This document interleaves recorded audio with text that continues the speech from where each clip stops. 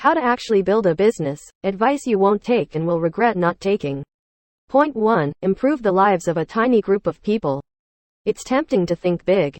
What's the total addressable market? How many people can I sell this to? How can this be the next Google? Instead, you should start uncomfortably small. Can you clearly identify and solve the problem of one person? Yourself perhaps? Now go find others. An AMP. #X200B. Point 2. Be profitable from the beginning.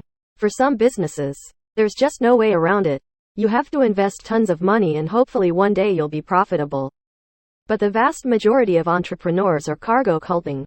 They do this because they're hiding. They don't want to do the real work, making sales. So they hide behind fake work instead. An AMP. #X200B. Point 3. Focus on building something great instead of on the competition. Entrepreneurs that focus on the competition have run out of ideas. Focus on building a product that's so great, people are banging down your door to get it or would be deeply sad if it disappeared tomorrow. Most entrepreneurs starting their businesses could be and should be fully funded by customers. An AMP. #X200B.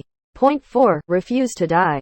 If you keep your overhead low enough, you'll get to keep iterating and trying things until you succeed. You're making a lot of bad assumptions. The more you can replace those with less wrong ones, the better. High burn means few experiments before you die. An AMP. #X200B. Point 5. Don't overbuild. Build only what you need to in order to test your assumptions. Whatever you think you need to build less. Can you test some assumptions without building? An AMP. #X200B. This list is a trick list in the sense that it's impossible to follow. Every entrepreneur makes all of these mistakes. Hopefully, you'll recognize them faster now when you're making them. If you enjoyed this post, I write a link 1 marketing tip. Example. Our case study for solopreneurs. Monday to Friday 1 p.m. Amsterdam time. This is underrated advice. In particular the profitability point. There seems to be a lot of people aiming for the mad tech valuations off the back of Amazon. Starting the "I don't need to be profitable to be valuable" trend. At the end of the day, there needs to be a path to cash. You got a lot of bootstrapping solopreneurs acting like the accelerator VC advice is applicable to them. The notion that it's all online for free is responsible for the downfall of many companies.